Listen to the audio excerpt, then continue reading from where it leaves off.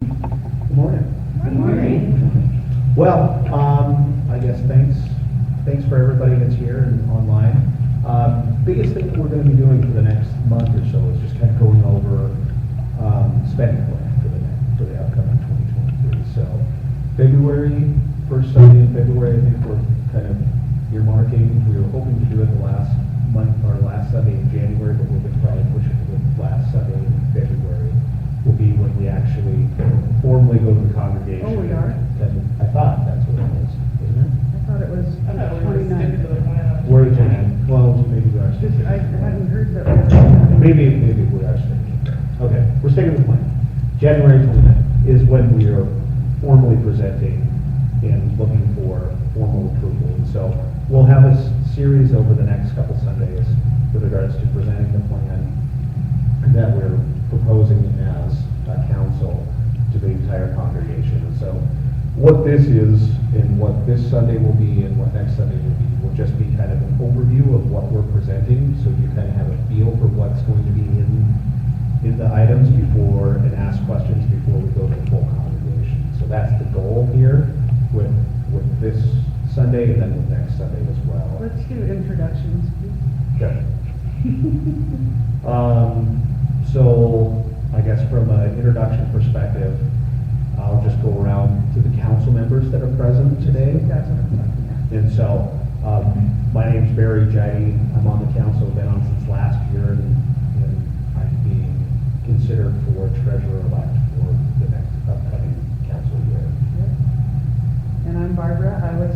I am the president, I guess, for another month or so. So I've been the president for the last year.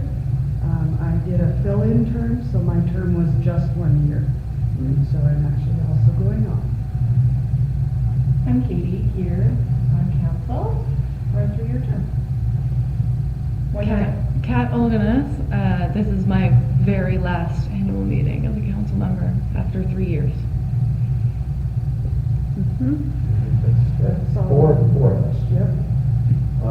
And the other, if you're interested, there is a bulletin board in the social hall that has all of our pictures and names on there, and it says who the officers are and the other members at large are all listed on the bulletin board in the social hall. So, And on the website. and on the website, yes, we are on the website. All right. Yeah. Spending page. So spending plan. Kind of big themes from last year and as we think about the upcoming year. For 2022, I mean, we didn't spend up to our plan last year. We didn't spend up to our plan by about 13%. We were about 13% underneath what we had planned on spending. A lot of that spending that we didn't spend on our mission support was specifically regarding the children and family youth ministry portion of what we do. And so as we transitioned from JP into Andrea, we had a gap in, I mean, most of our expenses are obviously salary when we think about a church. Most of our stuff is salary component, so we had a gap there, and so there was a gap component of what that was. With that being said, from a revenue perspective, cash perspective, we kind of kept an even bar, so we weren't ahead, we weren't behind, but again, from the standpoint of we ended up spending kind of what we brought in. So we were kind of, from the standpoint, we didn't add a bunch to our reserves or anything like that, with that as kind of a background. But from that perspective, I mean, just so you're aware where we did not spend kind of to our plan. And so as we look, and I guess, is there anything else from 2022 that you guys would kind of get on that I missed there? No, I think that's about Okay. the gist. Can I ask a clarifying Yeah. question? So when you say we didn't, so are you saying that the revenue kind of matched what was actually spent? Yeah. Okay. Yeah. I mean, as we look at it from the standpoint of where, we don't necessarily look at it as kind of a revenue, like as a traditional for-profit business where it's like, okay, here's our net income, here's our net loss, but again, we still have to look at it from expenses. So we kind of look at it in regards to where's our cash balance in our accounts. And so our cash balance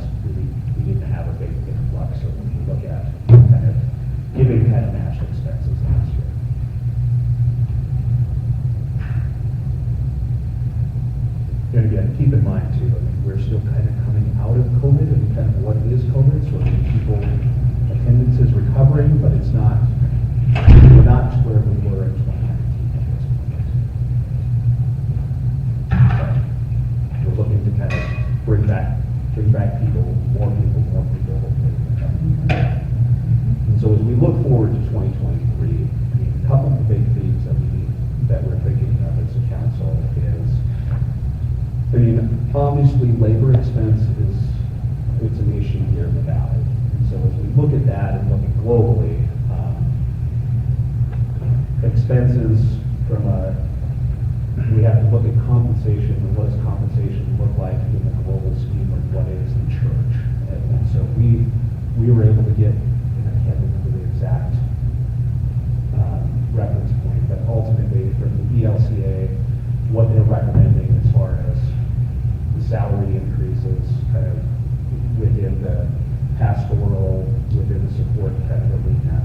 And so in general, we're looking at what would be a 5% increase over that for those employees that are within underneath the road here. So again, looking at a full 5% increase with some cost of living adjustments, which honestly from a council perspective, we think that is kind of in line with where the valley's at. And just kind of keeping up with expenses of this valley and be able to live in here.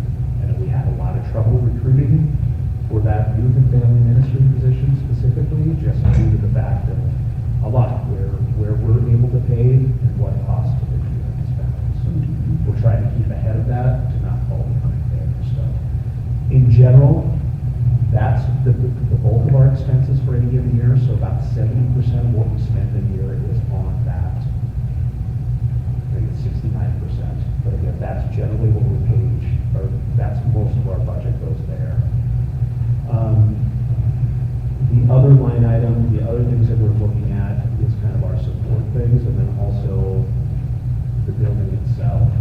And one thing that we kind of were talking about as a council and thinking about is it's kind of weird to think about, but this is kind of getting to be, it's not an old building yet, but it's not new. So we are 18 years into this facility right now, and so things are starting to break down a little bit. So we're starting to get some wear and tear. We're starting to get some things that we just need to start addressing as a membership. We got to start looking at. So we did some fixing within the narthex, some lighting and some other things that were kind of here. But again, kind of our big items that we've got to think about for the upcoming year is on the south facing side of the building that's sun exposed all year long. We've got some pretty bad stuff that's going on that side of the building that we need to address, because it's actually need to get that painted because it's starting to actually peel off and work inside where it's getting to the underneath like the building itself. So that's an immediate need that we have that we're looking at to get bids for and moving forward for. We also, with all the traffic that goes on down the corridor, with Wilson Preschool here, that hallway, the bathrooms, they're starting to have some wear and tear as well. And so with regards to looking at potentially replacing some toilets in there, in the women's bathroom specifically, and in the hallway, some of the carpeting and some of the other items there also. But as we look forward, I mean, that's immediate needs that we can see visibly right now. But as we look forward, we're going to be starting to look at and think about from a council perspective, how can we kind of address the global thing of what is the building and what things we need to start thinking about as more of a, hey, what do we go after as far as capital projects go, like a sign project, and look at specifically raising money there, and how much do we have just for if we have a furnace that breaks down, or an AC unit, or something that goes out that we need to replace. So thinking about getting on top of those and replacement cycle for some of those mechanical stuff, some of the things that we know that are going to be coming down the line, and trying to get ahead of that and trying to start saving for some of those things and start getting on a replacement cycle for some of that stuff. So those are some of the big items. Did I miss, from the council folks that are present, is there anything that I did not get on there? I guess I'll stop and pause. I've been doing a lot of talking and not doing a lot of, just general Q&A. And we will eventually have graphics and everything for you to see all these. You'll actually have line by line items available. We put together a report for those of you that don't know. that shows what we spent in 2022 and what we are hoping to spend. That's why we call it a spending plan in 2023, and we'll have all the changes and justifications if needed. Like when we talked about salary, like Barry said, we got lots of input. The Synod puts out guidelines because we do have called pastors. So some of those things have to be done just because Synod says so. That's how it works with a called position. And then they also recommend for other staff your ranges that you can, and they base it on, like for us, the state of Montana, the whole, like Barry was saying, you know, cost of living, things like that. So we didn't just pick a number. We actually did some research and did some discussion on this. So. Anybody have anything, questions? What are you wondering So, if we're going to plan ahead, like you say, for the building deterioration, which is going to happen, normally with our type of budgeting and spending plan, as I recall, you get it, you spend it. Mm-hmm. You know, how can we plan ahead with that kind of philosophy or that kind of accounting? If you want to say, build up a reserve to replace a roof, or... Yeah, no, it's a good question. It's a very good question, Bill. From the standpoint, we do have a reserve fund today. So from the standpoint of accounting and how we're kind of squirreling away money, to say the least, right now. The revenue that we're getting from Wilson Preschool, so from Lee is, may or not be aware, we have the Wilson Preschool that occupies the building here. They pay us a rent monthly, and we're taking half of that rent and putting it into the reserve fund right now. And so we do have a component of what is an active reserve, so we're taking half of all the monies that come in there and putting in a reserve fund for some of these things that are coming up. How much is that rent? I think it's 600, I think. I can't remember for sure. I mean, from the standpoint, it's, again, we've got to balance it. We're not going to be able to say, we're going to be able to put away tens of thousands of dollars like right away and every year. It's kind of taking bits and pieces. And again, from the standpoint of a roof or something like that, that's going to probably need to be a bigger budget item. When we're looking at a roof replacement, I mean, that's hundreds of thousands of dollars to replace a roof here right now in this valley. So if we're looking at that, that's probably more of a capital campaign, and or we're going to have to take that out and kind of tackle those bigger things. But again, it's more of the little items that we can kind of start getting replaced kind of on.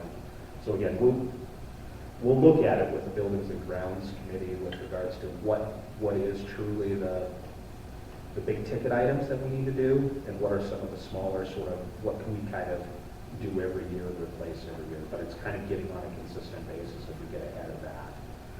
Another question. Does the church use a model to estimate costs in the future that like looks globally at the range of different like depreciating assets and like items that break down over time? To date, we have not. And so from the standpoint, it's part of our plan to kind of start getting a better grasp on that and getting ahead of that. And so part of it, I mean, if you're a developer or investor that's buying a piece of property, if you're doing it for a business profit or for a business and kind of owning it as an investment, one of those things is you take inventory of what you have. You take an understanding of what is the depreciated life of all these different pieces that go into the building, and then start looking at replacements. Kind of how do you actively kind of do a capital budgeting behind that with regards to the replacement cycle of those things. And then from the standpoint, as those things kind of come up, you say, am I going to do this as debt or a capital raise, or am I gonna try to just cash flow it with what's coming through annually, and that's what you're spending on. But again, it's kind of that formula, that which, again, you just need to formalize as a council, as a church, and then go through that. Yeah. So just to clarify, so the Wilson Preschool School just pays $600 a month for the rentable space? Is that, I don't know whether. I can't remember Yeah, I what can't it is, remember. but again, it's not a lot. I mean, Is it's, it, and is that, I'm just curious, is that like a service that the church, is it seen from a perspective, is it a service that the church is offering to the community? Or it seems like it's vastly below Yeah, I market think, rate. I was gonna bring that up too. Yeah. That, I think it's been like that for a long time. we did bump it up a little bit, but again, we're trying to keep it one. It's kind of that whole, we're not a for-profit. So again, our thing is we're not necessarily, as part of our mission, as part of supporting youth education and keeping that stuff. So it's kind of keeping in the theme of, we're trying to make it affordable for people to have care here, but in the same regards, we're trying to cover the cost that's associated with it. So we're not going to charge market because. And does the Wilson School charge market rates for? I don't believe. I don't think they do. I mean, I think they're on a nonprofit model too. Coming from talking with lots of preschools in the last 2 months. Right. It's great to hear that that option is available and that's a service. I didn't realize that was like a service that the church provides to the community. That's great. Yeah, and that's one of the things, that I know we've talked about that a lot when I've been on council, is what is our mission here? Is our mission to make money and charge them an arm and a leg? Or is our mission to offer them a space that's available and safe for children? Do we have any kind of say in terms of like making sure that they're charging below market rate because Yes, everything's yeah, and so whenever whatever their annual meeting is, we always get notification from, to the council that it's coming up. We ask all those questions, what are you charging? We put together we know when they're here, we spend way more in toilet paper and other, expenses. They use our toilet paper, they use this, they use that, they use our kitchen. So we work those expenses in that. So this year, we actually bumped them up a little more than we have in years past because of the expense that just, everything in the world is going up. And so I didn't know that it was a nonprofit they're, business. I believe they're for-profit, but not like a lot, Because there's nonprofit daycare in the Yeah. community now. That's actually, I thought they through were. the Family Promise. Yeah, and I thought they were. I don't- Because I had my kids with me for a little bit. yeah. Because that is a very little money for considering the wear and tear on the building, Mhm. the carpets, and everything. Yeah. It's pretty low number, Mhm. I think. Yeah, I'm sorry, I tried to look it up, I couldn't find it. Do they use that year-round, or is it just like the 9 months? Nope, it's just 9 months. Yeah. Mhm. And again, I can't remember what their hours are. It's not. They're only here half-day. half-time. Yeah, I half-day mean, it's in not a the full morning. day, so again, for a lot of families, it's not even, for us, it ended up being not a thing. We couldn't use it for what would be. Okay. I mean, it's a pretty minimal as far as what they actually do. Yeah. Because don't they do different families do Monday, Wednesday, and then another family does Tuesday, Thursday?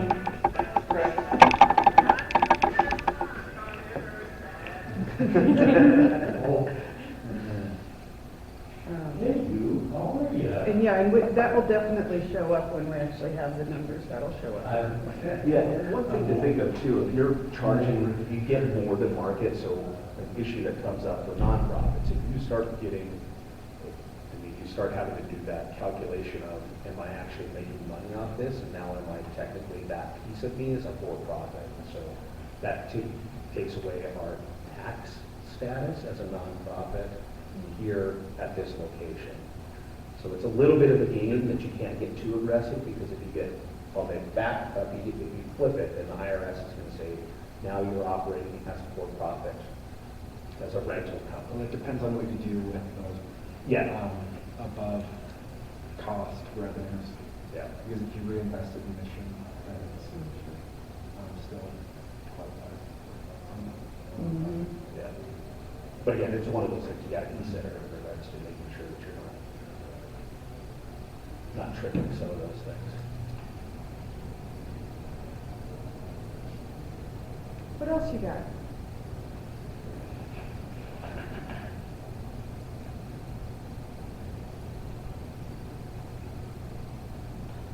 So, go ahead. I'm just curious, like what, because I know that, you know, that what you described in terms of, you know, the cost of living is such an issue here. And I just, for my own curiosity, what have you considered to be the cost of living increase above and beyond that 5% that's recommended by the LCA? Or is that 5% all including? I mean, it was a range that we were given kind of as It was recommended by the state though. the recommended by Right. the state, yeah. State Senate Okay. recommendation, so for the state. Okay, and then But I- at Bozeman, did we go above what the state recommended? We Because- didn't. Okay. We went right. We went to the high end of the range though. Okay. I thought it was right. in the middle.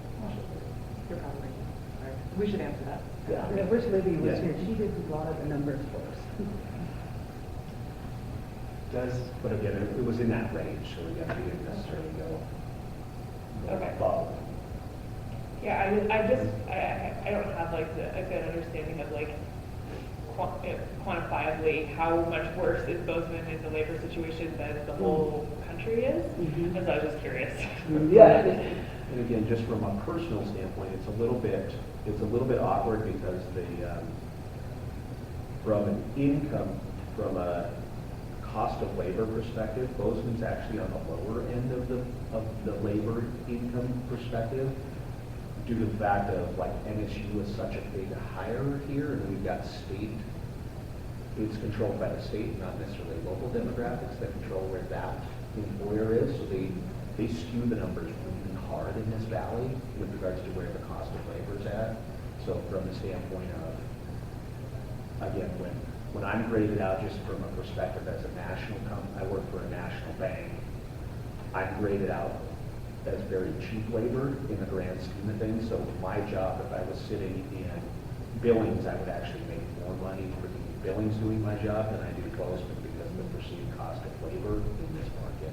That's influenced by the likes of like with MSU, that's such a heavy employer. The compa ratio grade for Bozeman is H for cost of labor. What increase cost of labor? What do you guys think low? So what is the Which is scale? the lowest, Oh. Yeah, and again, which is crazy. which, I mean, from a national perspective, same way. I'm the lowest of the low. So I have the letter from the Senate, is that helpful? Like, Yeah, go ahead. yeah, so the compensation guidelines approved by the Montana Senate Council at September 2022 meeting recommended, so their Senate Council adopted a policy to use a 3-year rolling average. Given the high inflation rate, this resulted in a 5% increase for 2023, and that's recommended by the state for the state of Montana. And that's the recommendation that we took. Okay. So we were figuring salaries, compensation for staff.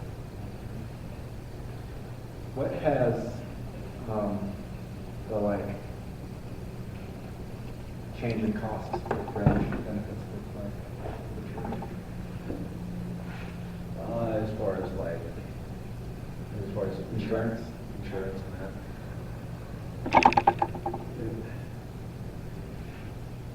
Again, for most of our insurance stuff, to be honest with you, we give a stipend, I believe, to the pastors, so the pastors are. Because they're contractors.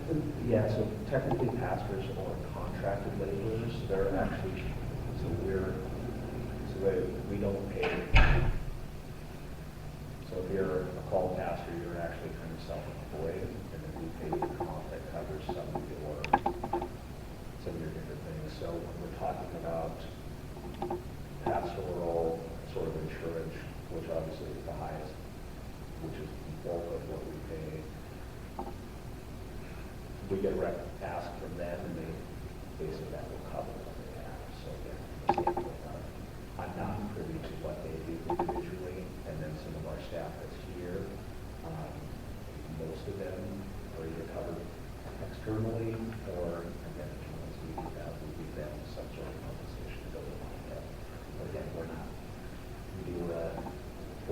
K match here.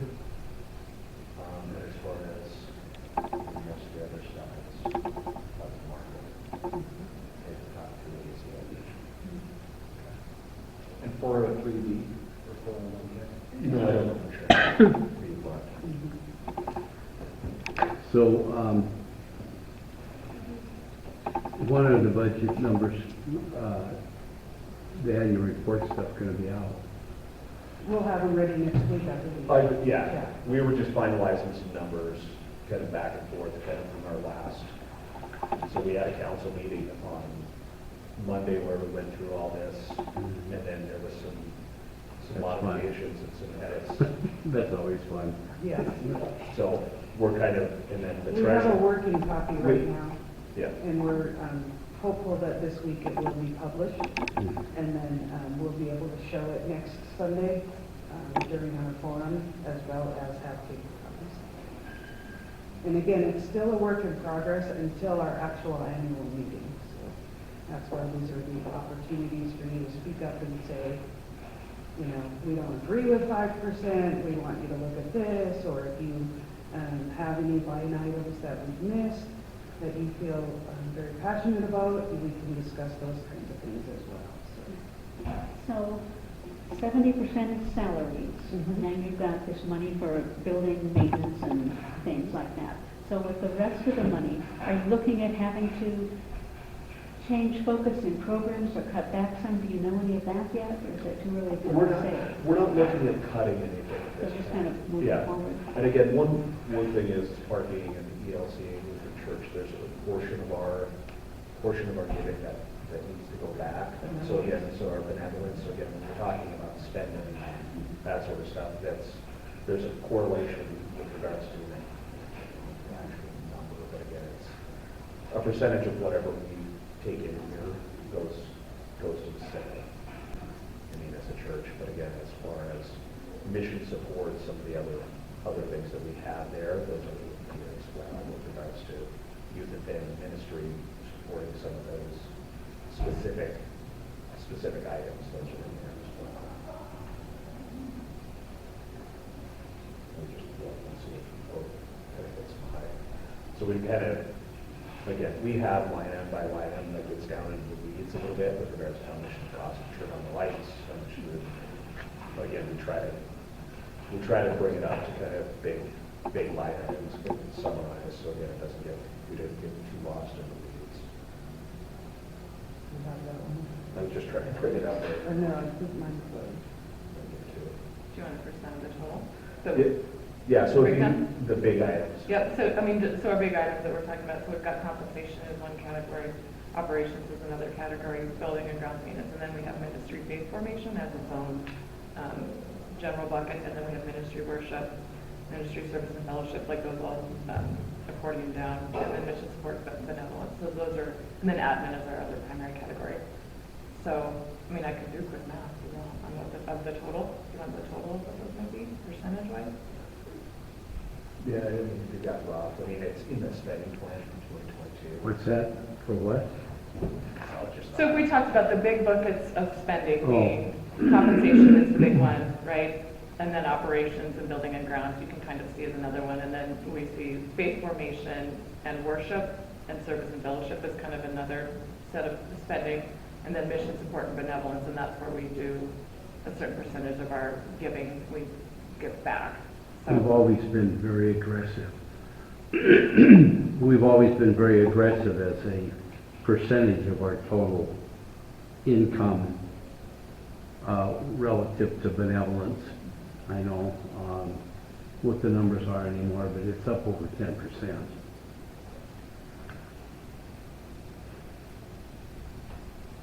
And is that split into like different categories, or it just kind of goes to the ELCA and they split it? Or? We have different groups that we give to, different areas. So some have been just part of us forever. Some are new, like Run for Your Life now has a line item. The Haiti, the Packathon for Haiti is in there. We do things like Freedom in Christ Ministry, Love Inc. So there's a whole bunch. And then what we do, so we decide as a council, we want to make 10% of our income benevolence. So then we have these line items that we're going to give to every year. Once we give to those, whatever is left that makes up 10% then goes to the synod. Okay. So we take 10% of our income minus what we've already given away, whatever's left, then is our synod benevolence. Okay. And I believe we've been recognized at the synod level as being one of the top giver congregations. To the synod or to the community? To the synod. In terms of like soliciting congregate input on those like giving items, how does that process work? And how's the decision made? Do you want to speak to that? Well, there's a stewardship committee. But it's basically, if the community, as far as I know,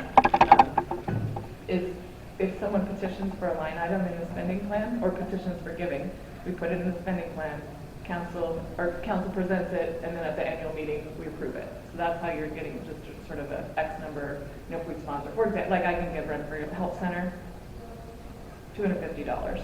So we had a health center spending line item budget that went in last year, it's in there again this year, so if anybody wants to ask for more or recommends less, then that comes to part of the spending plan itself. So when council brings the spending plan and the congregation approves it, that's where our spending goes. Does that make sense? To specific organizations. But again, from the standpoint of intermediate, if there's Yeah. if there's something that comes up, and by all means, if the congregation or somebody from the membership says, hey, can we support this? Can we support this mission? Then can we be a sponsor of? I'm just thinking of like Haven. Don't we kind of sponsor a table or go to their annual fundraiser? Like some of those things. If those are things that if somebody from the congregation would like CtK support or like congregational support, definitely want to hear about that at the council level and bring it up. So again, if there's things that you think that kind of support the mission and support who we are that we should be aware of and be doing, you want to hear about it and kind of go after it. So yeah, so that does have to go through the council. So you would ask for, If it's not already a line item. right, yeah. So you would ask to approach the council with your proposal, and then the council can vote yea or nay, and then if it's something that they support and they want to move forward with, then it would be presented to the congregation. But back to your first point, actually, it's a representative form. It's just like any other, like the government. We elect our representatives and then they go spend our money. You know, and that's and that works. And I would just say, like, loosely, as stewardship committee, as things come up, people come and say, can we present to the congregation? And so then recently we've started to formalize that process a bit more, just to say, okay, if you're not already part of the spending plan, we run it by the council says here and you present, you know. So if there were a specific group that wanted to come and have a message to the congregation or whatever, then I would love to, frankly, I would love to have that, because that's part of our mission is community outreach and partnering with other groups in the community, and so that's one of the ways that we do it. Are there any members of like the church's youth on the stewardship committee? There aren't. You know anybody who would like to be. We do try to have, I try to connect, but we do like try to connect with them as well for their input, just as part of stewardship's outreach is, you know, what are we trying to tell treasurers, like teach it from this age up, right? And for example, like Sunday school brings their pennies raised, and so that's, but it's actually not been formalized and probably hasn't been since pre-COVID, where we had like a regular engagement with Sunday school, for example, or youth group, for example. Yeah, and I'm just trying to think of like a cardboard box and They do that on their own. they do that on their own outside of it. Okay. What's the cardboard box? I can't remember. I'm spacing. it's a fundraiser Oh, for, Ormond Center. and the participants actually design a cardboard box that they spend the night in. Oh, And so- All together, like all Yeah, the youth in the like- community. Yeah, so, yeah, youth and adults, and And then, yeah, it's an opportunity to raise money, and so they get sponsors, and, you know, and they see what it's like to spend the night in a cardboard box. And they do that down at Boulder? They have been. Yeah, well, I don't know if they did when because the thing collapsed. Right, I don't know. Right. But those are independent But, of yeah, when I council, spent so the that's night their there. own, At Boulder, yeah. but it's not a bad idea. And we are just about out of time. You always were a sucker. I know, right? So you're feeling pretty confident about the status of things right now? I mean, it sounds like from what the three of you have said, sounds pretty good about it. Yes. Yeah, I do. I feel very confident with the direction that we're going. And I was going to say, we don't necessarily have a youth member on the stewardship team, but we do try to have a young adult on council with us every year. It's usually a college student, so not necessarily. But, you know, once you're 16, if you've gone through your affirmation, you are a member of the church. So 16 and up could serve on the council if they wanted.